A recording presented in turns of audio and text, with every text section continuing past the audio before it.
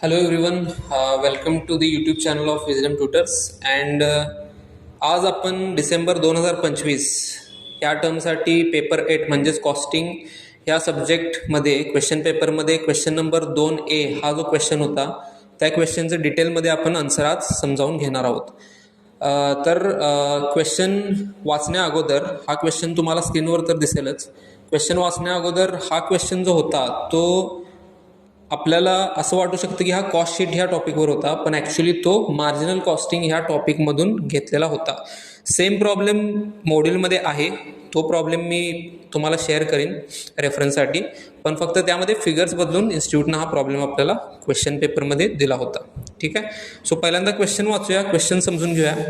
Question काय होता तर the cost structure of an article, ठीक आहे, the selling price of which is ₹1,20,000 is as follows.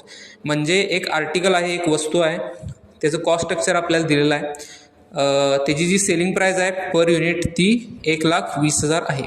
आता कॉस्ट स्ट्रक्चर समजावून घेऊया. डायरेक्ट मटेरियल कॉस्ट हा 50% आहे, डायरेक्ट लेबर कॉस्ट हा 20% आहे अँड ओव्हरहेड्स किती आहेत 30% आहेत. म्हणजे त्यांनी आपल्याला ॲब्सोल्यूट टर्म्समध्ये कॉस्ट नाही दिलेली, पण कॉस्ट जेवढी पण आहे त्याच्या 50% रॉ मटेरियलचा पार्ट आहे, 20% डायरेक्ट लेबरचा पार्ट आहे आणि 30% काय ओव्हरहेडचा पार्ट आहे. ह्याच्याशिवाय an increase of 15% in the cost of materials and 25% in the cost of labour is anticipated. म्हणजेच हे जे कॉस्ट स्ट्रक्चर आपल्याला दिले त्याच्यामध्ये रॉ मटेरियलच्या कॉस्टमध्ये 15% वाढ त्यांना अपेक्षित आहे. ठीक आहे. त्याशिवाय 25% वाढ लेबरमध्ये त्यांना अपेक्षित आहे. म्हणजे बेसिकली सध्या जेवढी पण लेबरची कॉस्ट आहे त्याच्यामध्ये 25% काय होणार आहे, वाढ होणार आहे. आता these increase cost in relation to the present selling price would cause 25% decrease in the amount of present profit per article. So हे जे कॉस्ट स्ट्रक्चरमधला चेंज आहे, ज्या दोन कॉस्ट वाढणार आहेत मटेरियल आणि लेबरच्या, त्यामुळे काय होणार आहे, सध्या त्यांचा जो पर युनिट प्रॉफिट आहे त्याच्यामध्ये 25% घट होणार आहे. ठीक आहे. आता प्रॉब्लेम सोडवायला सुरुवात करण्या अगोदर ओव्हरहेडमध्ये काही चेंज होणार आहे असं त्यांनी मेन्शन केलं आहे का, तर नाही. सो याचा अर्थ असा आहे की ओव्हरहेडचं जे पर्सेंटेज टोटल कॉस्टमध्ये होतं ते आधी एवढंच असणार आहे. सो बेसिकली ओव्हरहेड कॉस्ट काय असणार आहे, चेंज होणार नाही आहे. ओव्हरहेडचं पर्सेंटेज सेम असणार आहे असं म्हणण्यापेक्षा ओव्हरहेडची कॉस्ट जी पर युनिट आधी होती तेवढीच पर युनिट ॲब्सोल्यूट टर्ममध्ये सध्या पण असणार आहे. म्हणजे ओव्हरहेडमध्ये काय वाढ अपेक्षित नाही आहे. ठीक आहे. सो कायम प्रॉब्लेम सोडवायला घेताना प्रॉब्लेम व्यवस्थित वाचणे प्लस प्रॉब्लेमची रिक्वायरमेंट काय आहे हे जाणून घेणे अत्यंत महत्त्वाचं असते.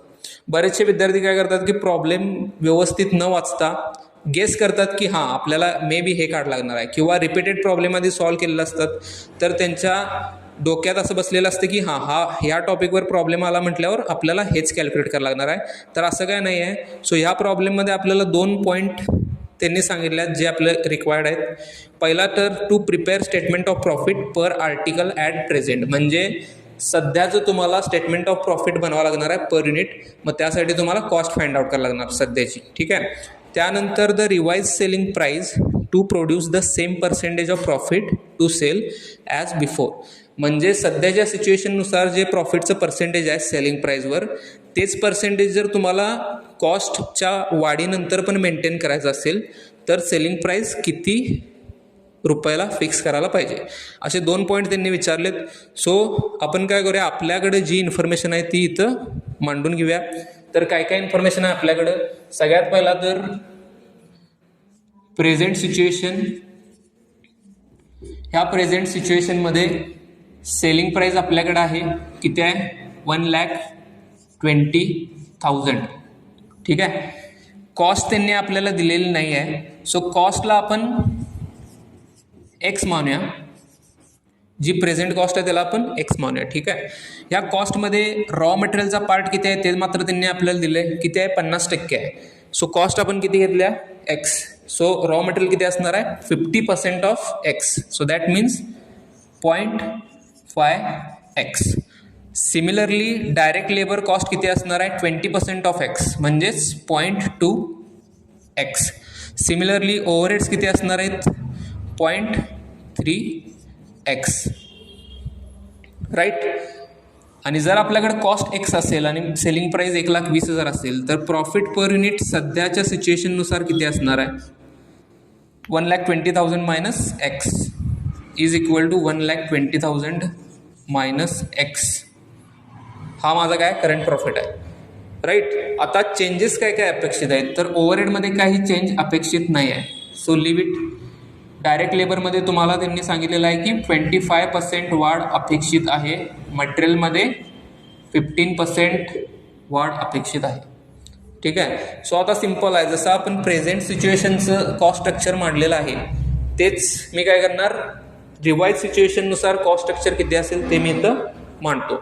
तर मग बघा, आता इथं मी अजून एक कॉलम करतोय रिवाइज्डवाला, ज्याच्यामध्ये मी सेलिंग प्राईस सेमच ठेवणार आहे. का सेम ठेवणार आहे? कारण आपल्याला सेम सेलिंग प्राईस जर ठेवली तर प्रॉफिट किती कमी होणार आहे हे सांगितले. ठीक आहे. मग आपल्याला अल्टिमेटली काय करायचं आहे, एक इक्वेशन मांडून आपल्याला एक्सची व्हॅल्यू फाइंड आउट करायची आहे. ठीक आहे. यामध्ये आपल्याकडे काय नाही आहे तर एक्सची व्हॅल्यूज नाही ना, फक्त एक्स म्हणजे सध्याचा कॉस्ट. सो आपण एक काम करूया की सेलिंग प्राईस रिवाइज सिच्युएशनमध्ये पण आपल्याला 1,20,000 ठेवावं लागेल. ठीक आहे. एक लक्षात ठेवा, अजून आपण फर्स्ट पॉईंटच सॉल्व करतोय म्हणजे ए वाला, ज्याच्यामध्ये आपल्याला कॉस्ट स्ट्रक्चर सध्याचं किंवा statement of profit per unit बनवायला लावलेलं आहे. सो बघा, आता रिवाइज कॉस्ट किती असणार हे तर आपण individual component wise cost calculate केल्यावर आपल्याला ते समजणार आहे. फॉर एक्झाम्पल रॉ मटेरियलची कॉस्ट रिवाइज किती असणार आहे? 0.5x plus 15% of 0.5x. So that means किती होतात? 0.5xच्या जर 15% काढले किती होणार आहेत? तर आपण असं म्हणू शकतो की 0.5x प्लस 15% ऑफ 0.5x किती झाले?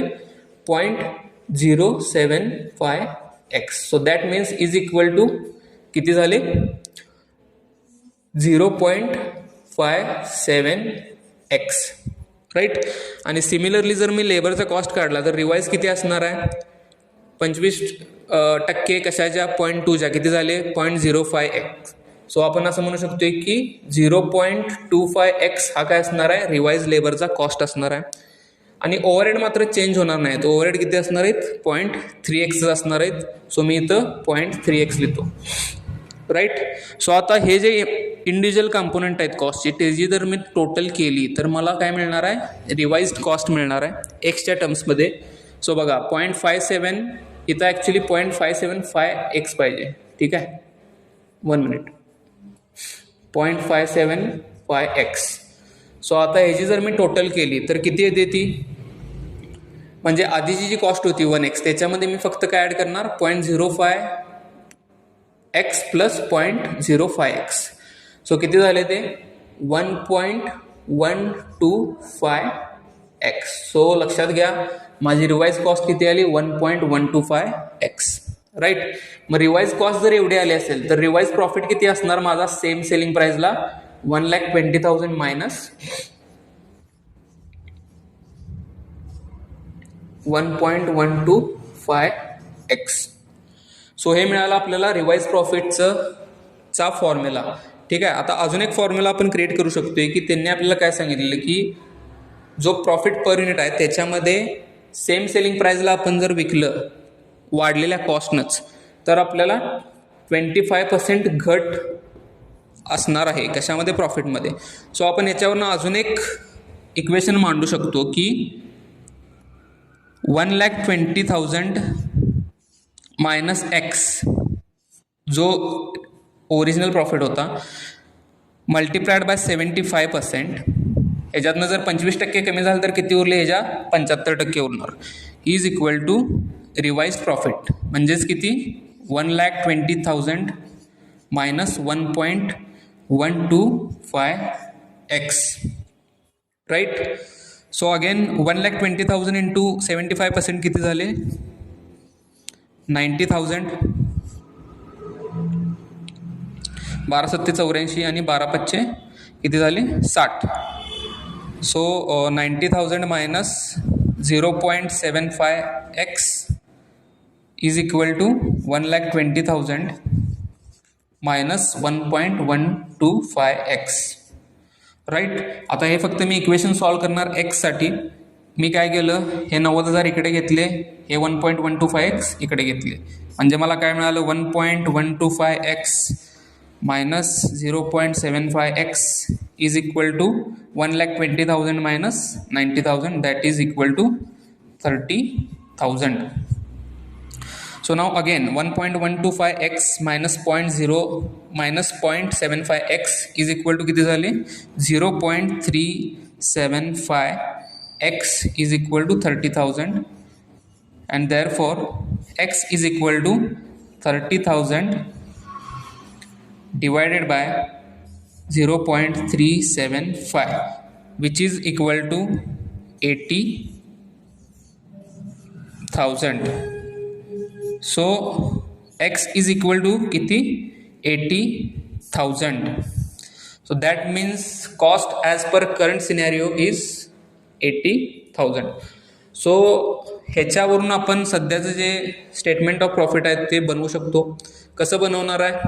सो इथं बघा वर हेडिंग द्यायचं स्टेटमेंट ऑफ प्रॉफिट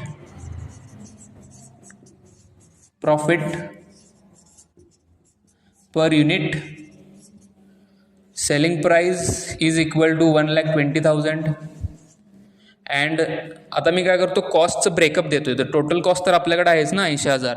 मी फक्त काय करतो की raw material, then direct labour and then overheads. Raw material किती असणार आहे कॉस्टच्या 50% म्हणजे किती झाले is equal to 40,000. Direct labour किती असणार आहे कॉस्टच्या 20% म्हणजे 16,000 आणि overheads 30% of 80,000 that is 24,000. Total झाली 80,000.